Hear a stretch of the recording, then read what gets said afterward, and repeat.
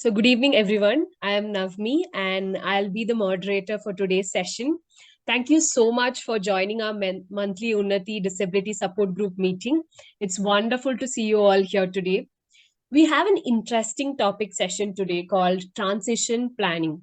It is about assisting individuals with disabilities and their families in navigating various life stages, including transitioning from school to post secondary education, employment, and independent living. It is a great privilege to introduce Ms. Mouna Siddappa, a certified special educator with over 14 years of experience. She is a founder of A Different Tune, a center dedicated to helping children with special needs and their parents. She is a certified educator by the Rehabilitation Council of India, RCI, and holds a master degree in social work, diploma in special education, postgraduate diploma in learning disability. She is trained in play therapy, social thinking, counseling, neuro-linguistic programming.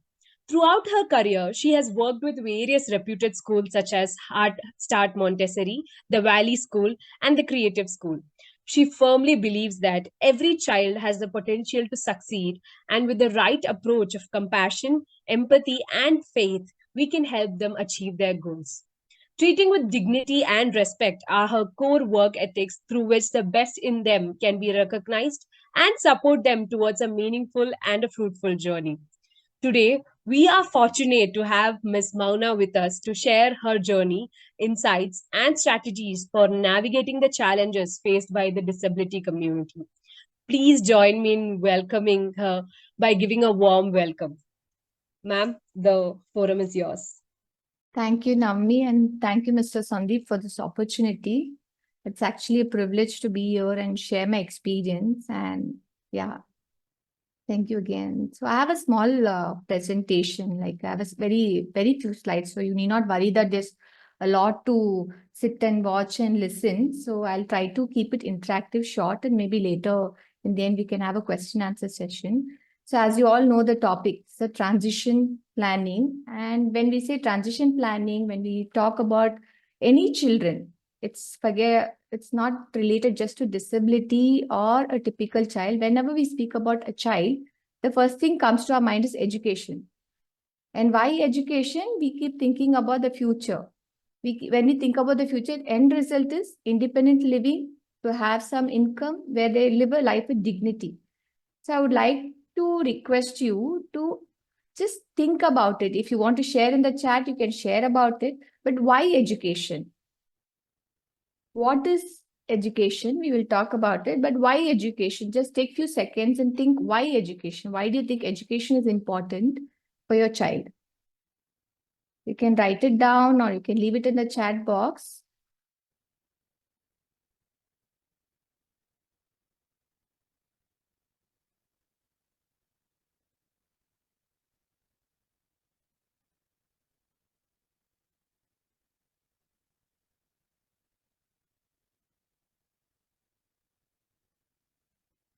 I hope you have just made a note of it. You can make a mental note of it, or you can just write it down, and maybe end of this, we can discuss about it. Can you all see the presentation? Yes, ma'am. Yes, okay. 1 minute, it's not moving. Okay, I would like to start this with sharing my experience. Like they mentioned, I'm in this field for 14 years and it just feels yesterday, but then yeah, it's 14 long years. When I started with a Montessori school. And when we say Montessori school, it's like all the little ones come, but then because I'm a special educator, I had this opportunity to work with 6 different children. I had opportunity to work with children with Down syndrome, children with some visual challenges. And that time, 14 years back, we didn't know what exactly was his challenge or the intensity, but he did have some challenge with his vision. A child with autism, a child with ADHD. So there was a combination of children. So when you work in school, you get an opportunity to work with different disabilities or children with different abilities, whatever you want to call it. So when I had this 14 years back, so now they're all adults. They all came to the school, a Montessori school, and they were from different age group. The youngest one was 2.5 and the oldest was 6 years. So we gave them the same intervention. They all came to the same school. They all were supported by the family.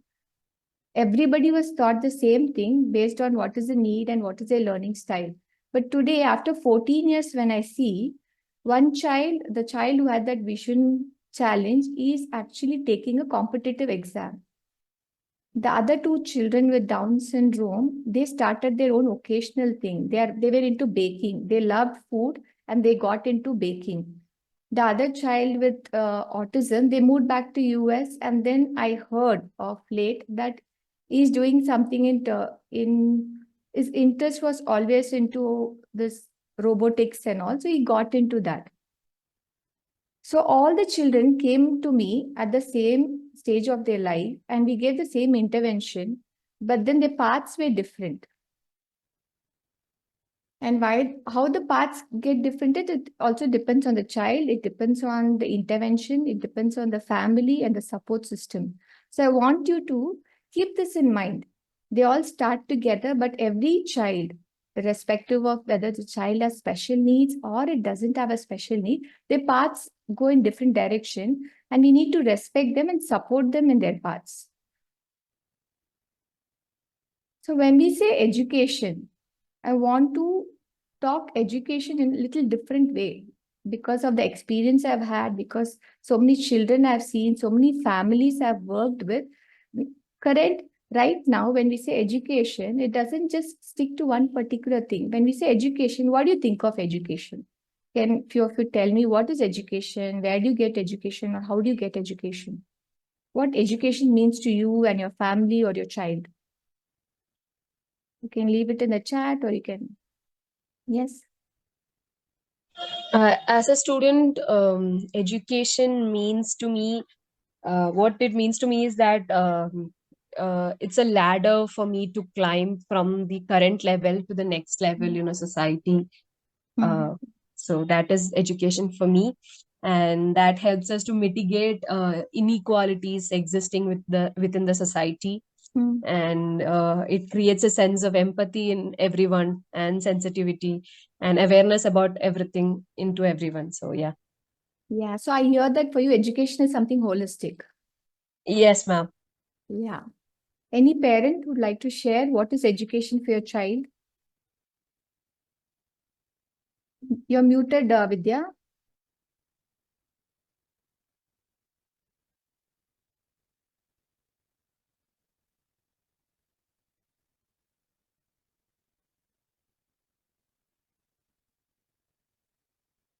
Are you sharing something, Vidya?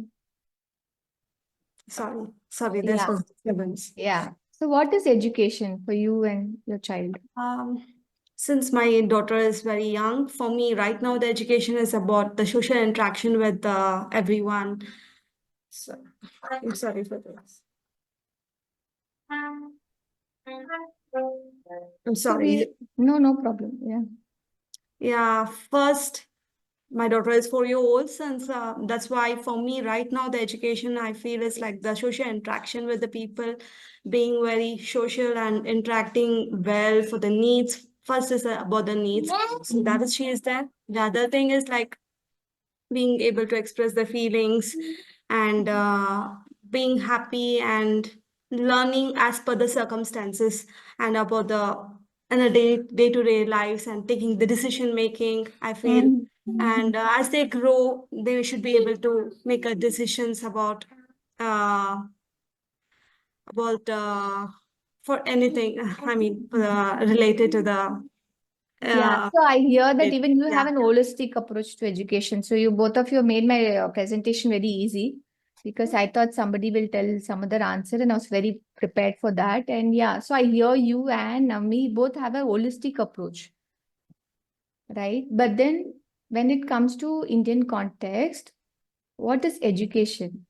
Is it some people are still stuck to reading, writing, having a conversation skill or concepts. And when they say concepts, it's math concepts, science concepts, social studies concepts. It's very limited to school subjects. And then when the child grows older, they start thinking about vocational when the child is around in the 10th grade or like little early, like 9th and 10th, they start thinking about vocational. And why vocational? Because that's the time they think about independent living. And again, when we say independent, it's connected to money. I need certain amount of money for me to live independently. So it starts with only the academic part, reading, writing, concept, subject, and then it goes to independent. And that's what education, most of us think. But then actually, what is education? For a child who's as young as your daughter, education or learning, more than education, I would like to use the term learning to play.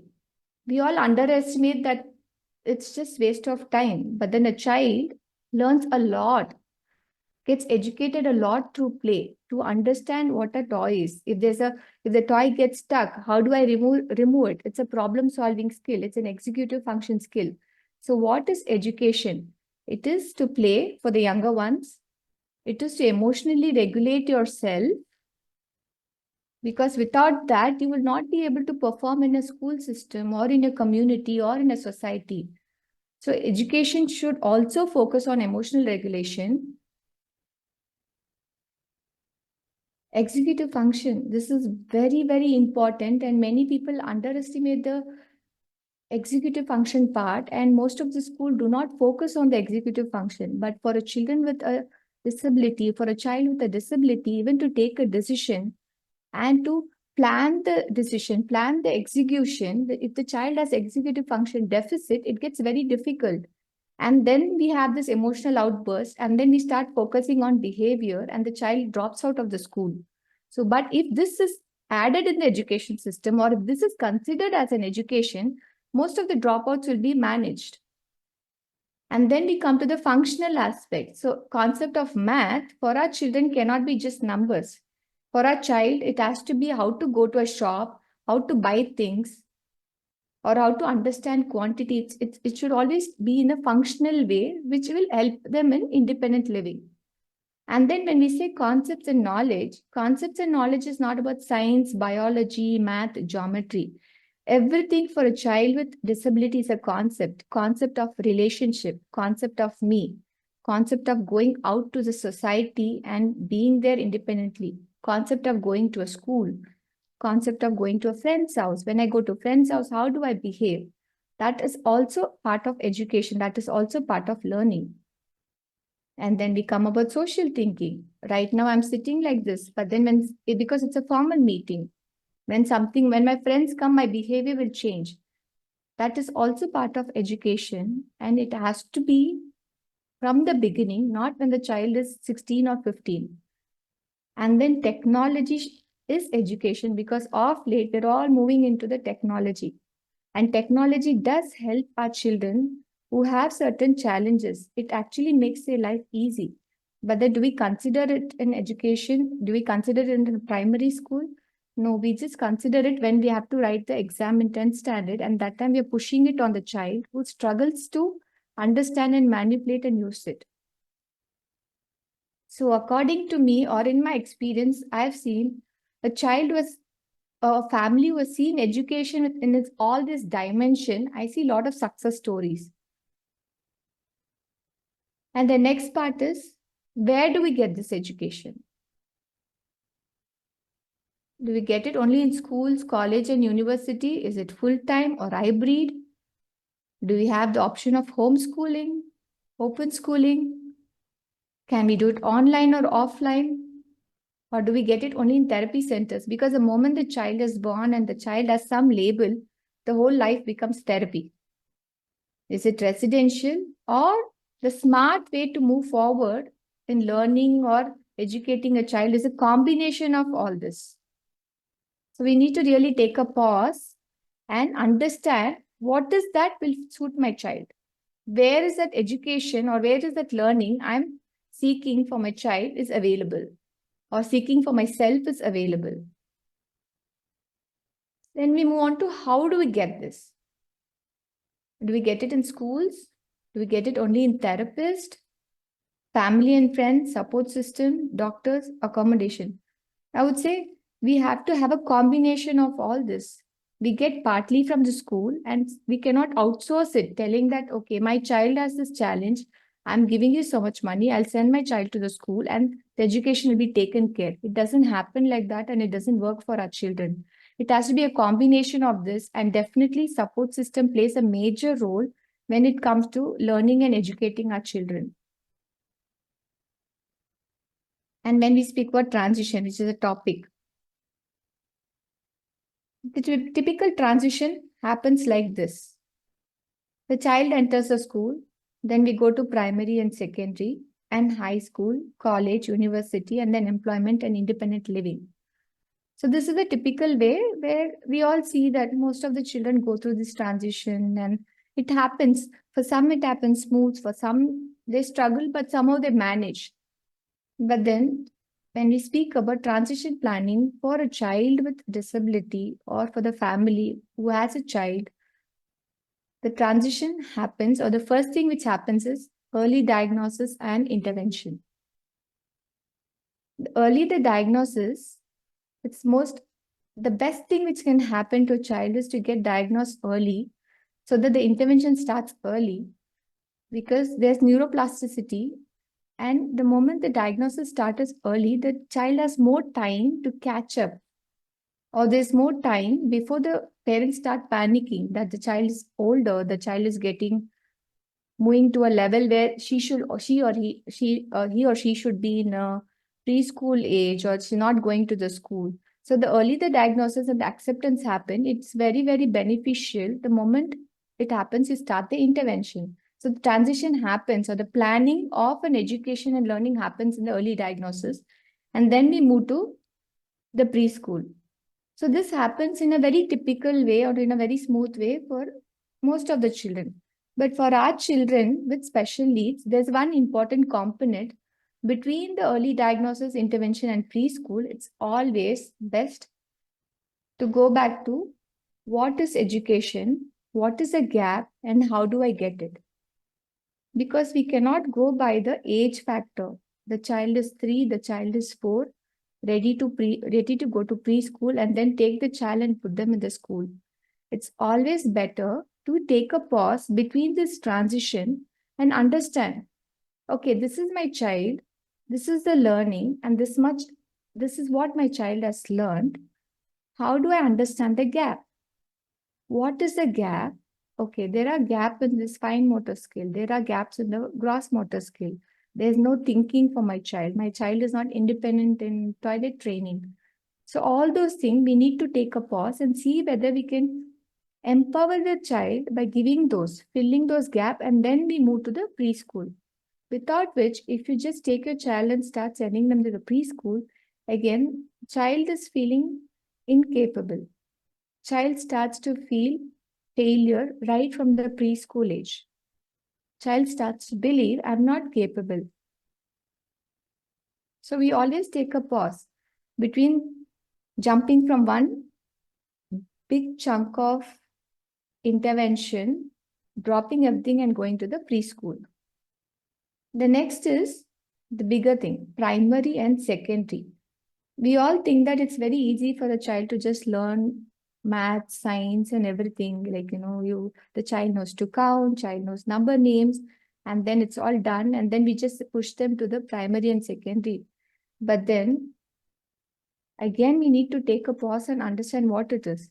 Maybe in the preschool, from early diagnosis intervention to preschool, there was just motor skill or some speech delay or something like that. But then when they go to primary and secondary, we have to understand the age factor. Along with the age factor comes the demand factor.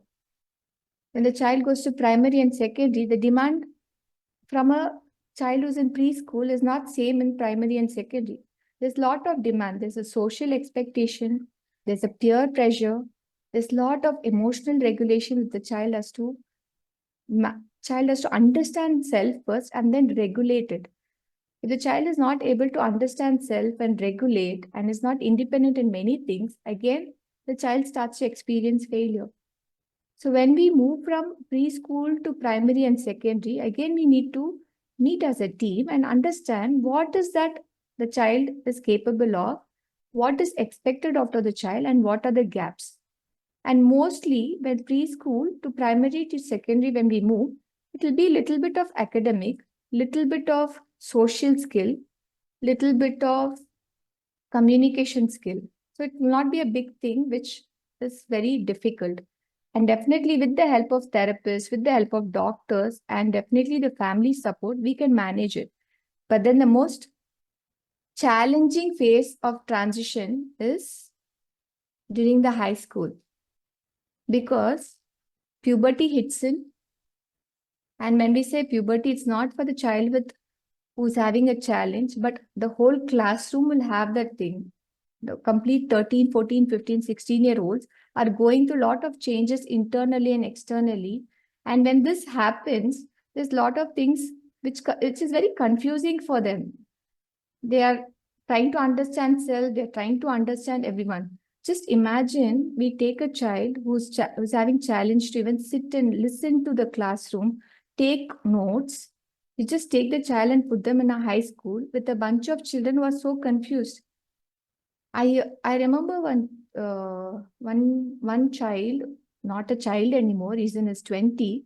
A child, he was very high functioning and currently has finished his engineering.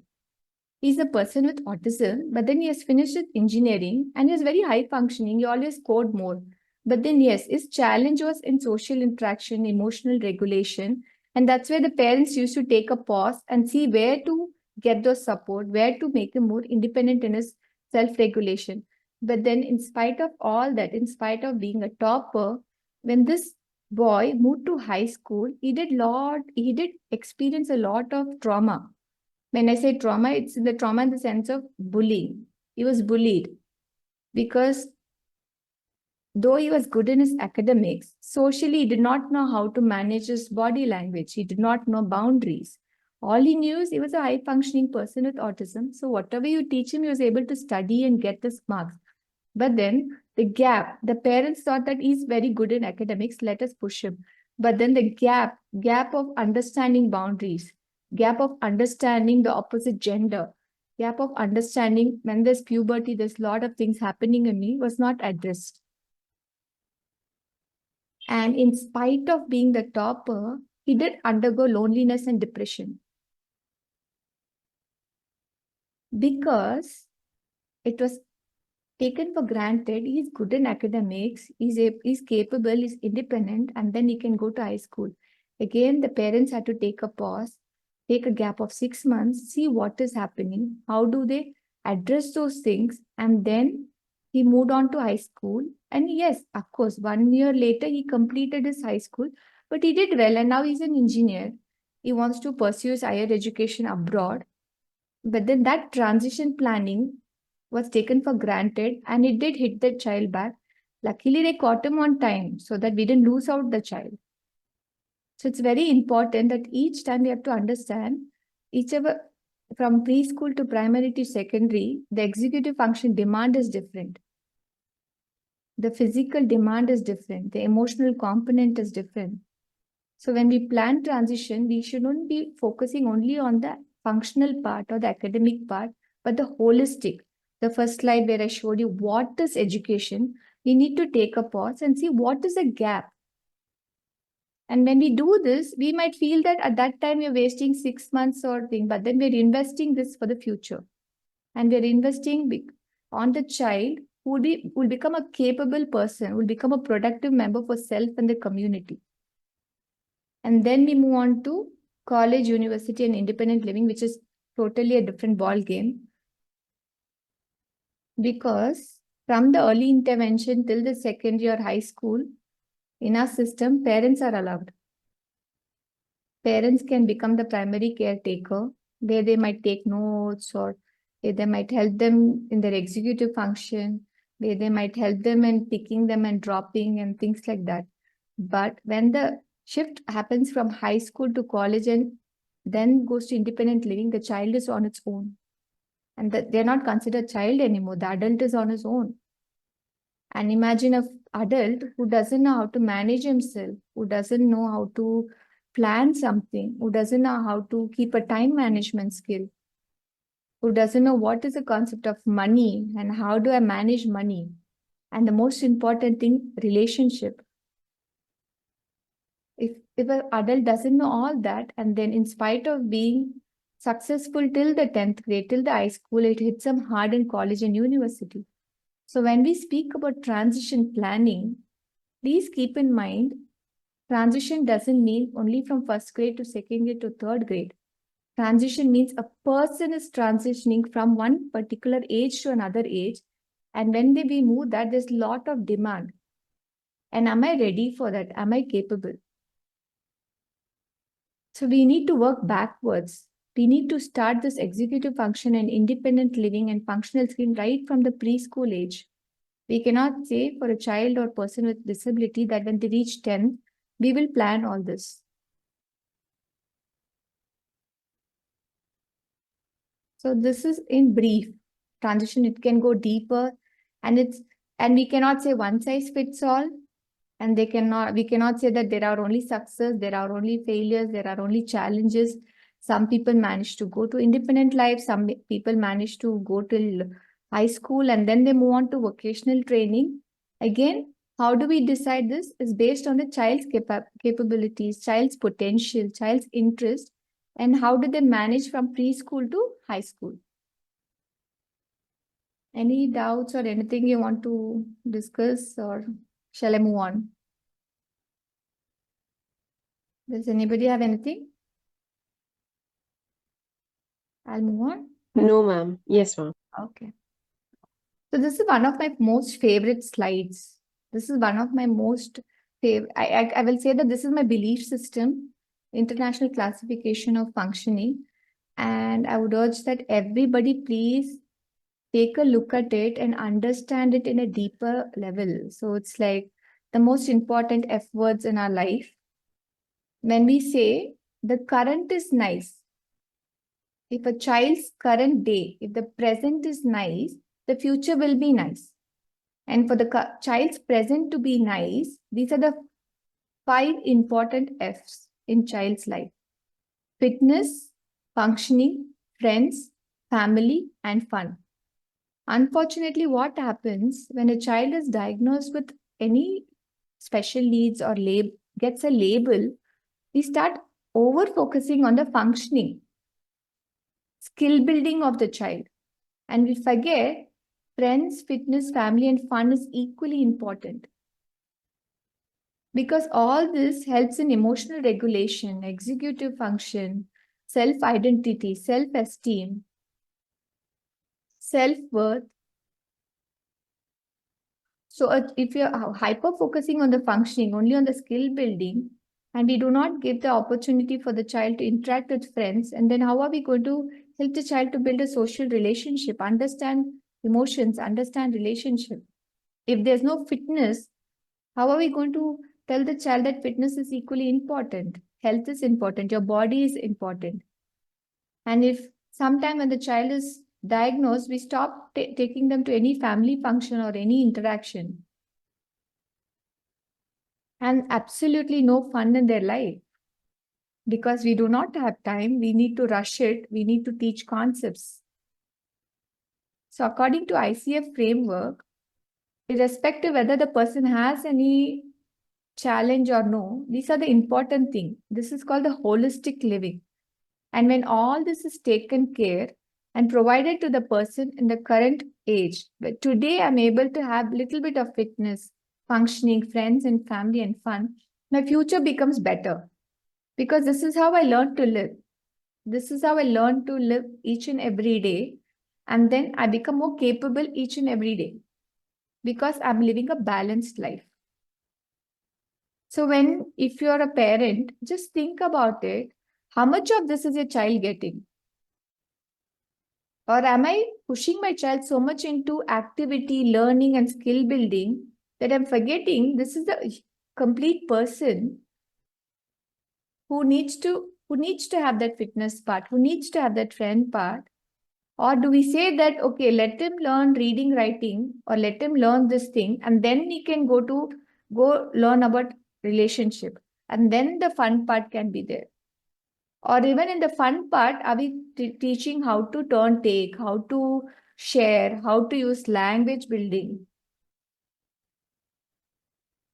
Because we somehow get into that. We somehow forget that this is a child who needs all this. We just get stuck to the label and we start focusing on the functioning part.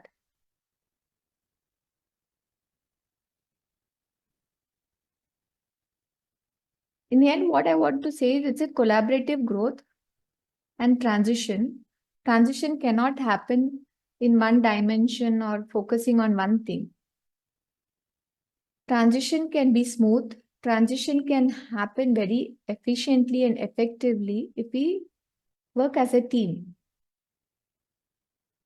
From the beginning stage, make sure you have a team. You have a team of therapists, you have a team of family members who are supporting you, you have doctors, you have your friends, and the child also has some community, because this journey is overwhelming and transition can become very, very challenging if we don't work as a team.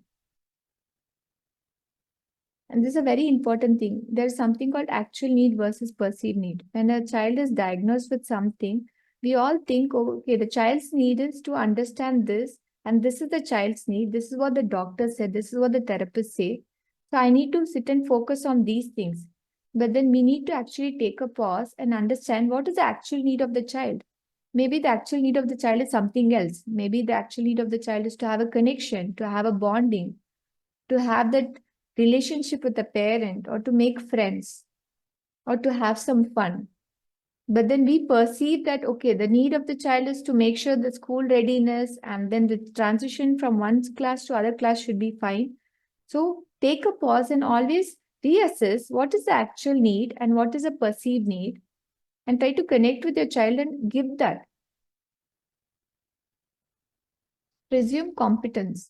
Because whenever we have this label, we always either underestimate the child and we say, okay, fine, even if they can do this much, it's fine. And maybe I'll put them in some special school or put them in vocational at the early, even without trying.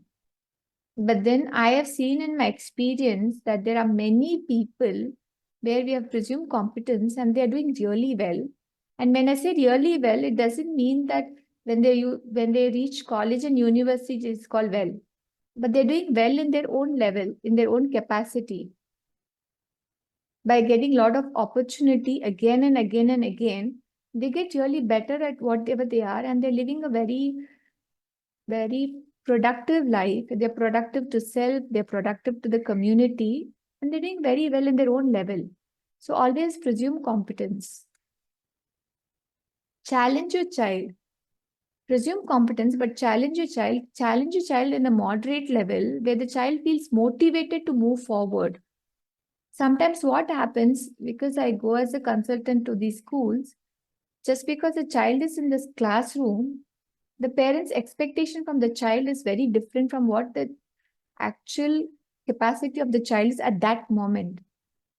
It just kills the spirit of the child, and the child starts to feel failure right from the beginning. And the motivation to move forward just drops back. So we need to challenge in moderation and understand the child and see how do we support the child to move forward? How do we keep the motivation? Consistency and resilience. This is a very most important thing, is consistency and resilience, because when we are moving from one particular level to another level, when we're trying to fill the gap, it can be very demotivating as therapists or as caretakers or parents, because we are putting our heart and soul, lot of time and energy and money is invested. But then sometimes the child might not move into that speed or pace which we expect. So what do? Is we have to be consistent with the child. We have to keep providing, and we have to have the resilience in us to believe that, okay, fine, this is a short break and this is something very important and crucial for the child. So we need to build that resilience in us to help the child to move forward. Mental health is very important. And this hyper focusing of functioning, we shouldn't forget that the child also needs support, also needs the mental health of the child is also very important, and the caretakers. So please understand or don't underestimate the mental health of a child. Whether the child is 3 years old, 4 year old, or 15 or 20, doesn't matter. Because they go through a lot and because they have challenge in communication and emotional regulation or executive function, they might not always tell. To parallelly start focusing on that. And yeah, in the end, I would like to close by allowing you to read this.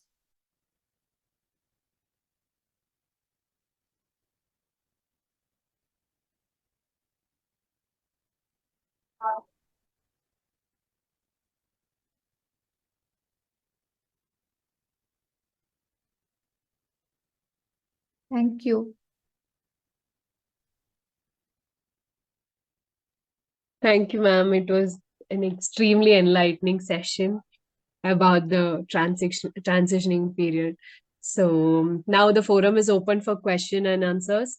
So I request the audience to ask your questions and clarify your doubts regarding the topic.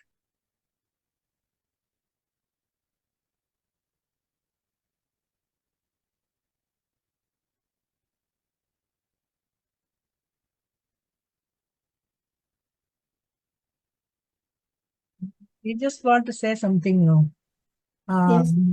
like, all these topics are, I mean, you have well said everything. And parental support, caregiver support, I find is lacking in many agencies because, the parents, especially the mother, I mean, most likely the mother is the one who's taking the child to the school and teaching and everything. Mother has so many other jobs, like she has to take care of the household work, please her husband, and maybe another child who's normal. So, she's pushed apart and pulled between this and that. So she really needs some support, somebody who can really give her some, respite.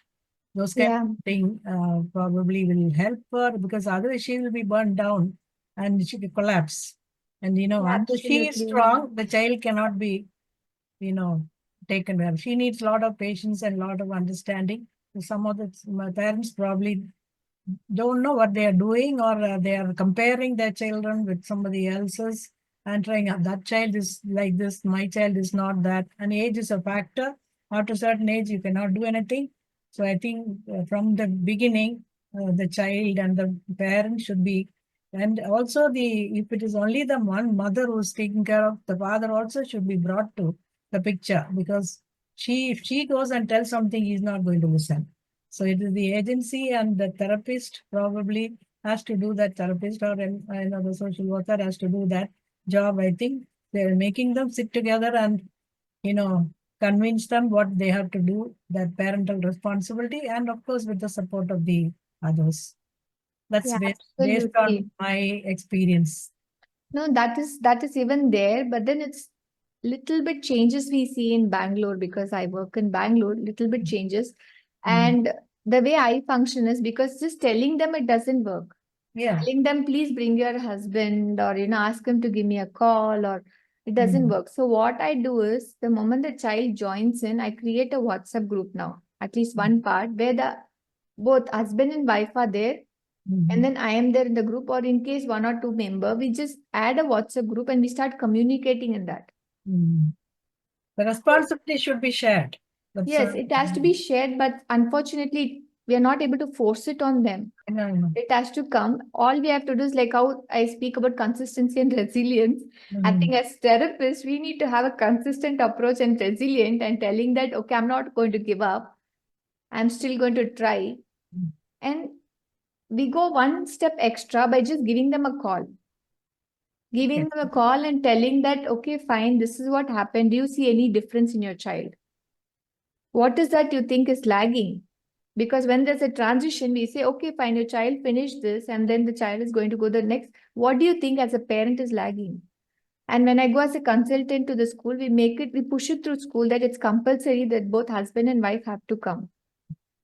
So there are certain things which we push little bit, and certain thing like simple thing like creating a WhatsApp group with the family so that eventually they have to read. Whether they read the complete thing or no, but at least some awareness is there. Somewhere we're looping in the parent. And there are few WhatsApp group where even the grandparents are there who are very keen. But that is the truth.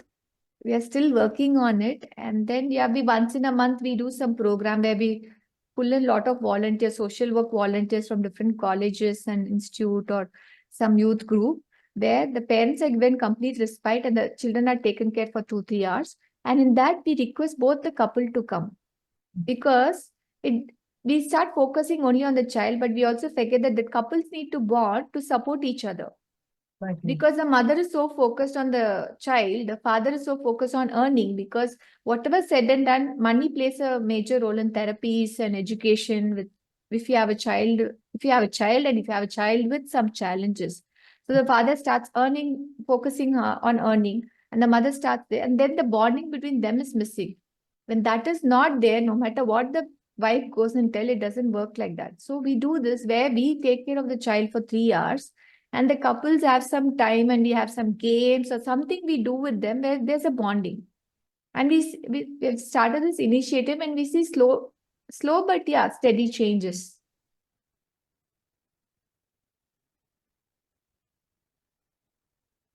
Thank you, ma'am. Any other doubts or any other suggestions that you want to add?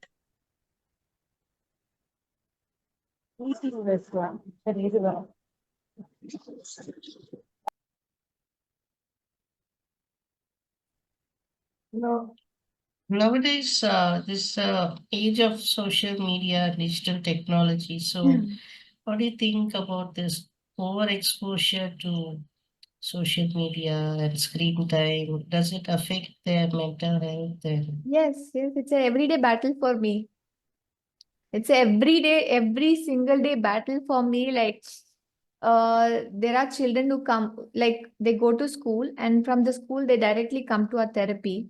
But then in between, the parent might be feeding the child, and then suddenly I'll be listening to Cocomelon songs, and I'll be like, okay, in our therapy center, we don't use that. We play music and we dance, but then we will only play the music. We won't show the video. It's just for some co-regulation activity or some fun activity. Some kids will come and ask us some song. We play and we dance. But then suddenly I'll hear, and when I peep, the mother will be feeding and the child will be with the gadget. But then again, we need to be little flexible over there. But maybe the parent is really exhausted. Maybe she just wants to feed him. But then after that, I'd speak to the parent, telling that, is it only this time you're giving? Which one, it's not healthy, but then maybe the parent is very tired. But then what is a gadget use? It is a struggle for us because we see parents are also getting into that helpless mode. If they restrict it, when they go out, they don't know what to do. The child doesn't know what to do. And even the parents are also addicted. They're very addicted to the reels because I think that's how they're de-stressing themselves. It does affect us because it affects in comprehension, it affects in social thinking, it affects the child is not attending to the environment. Child doesn't even connect to us because we don't fit into the camera. We are living. So it does affect us.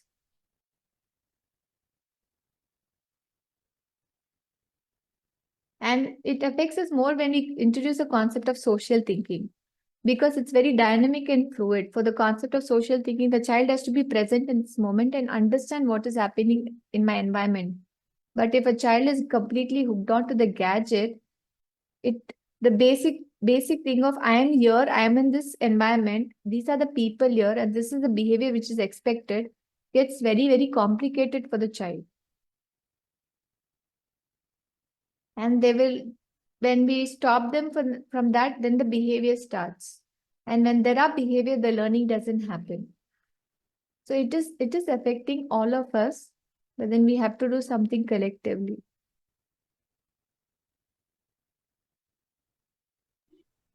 Thank you so much, ma'am. Even though a lot of interesting discussions are coming up, we'll have to wrap up the Q&A session due to time constraints. Yeah. We are extremely thankful for you for coming up and taking time to share with us most important informations about transition planning, like right from the beginning, where you started talking about your experiences with children and how successful they have come, how far they have come, and also covering topics like how much we have to care about their mental health and their motivation and their needs and everything throughout all the periods of their life. And all these intakes from this meeting would actually has enlightened all of us, and we extremely thank you once again for joining us and enlightening the session, ma'am. And I would also take time to thank all our audience for taking time from your busy schedules and joining us on this session. And we would like to involve all of you in the future meetings also. Please feel free to share your feedbacks about today's sessions. And if you would like us to cover any particular issue or topics in the future meetings, please do let us know. And you could also volunteer as a moderators in the sessions, and we'll keep you informed about our upcoming programs and meetings. And follow and connect with us on social media. The IDs and handles have been posted in the chat box.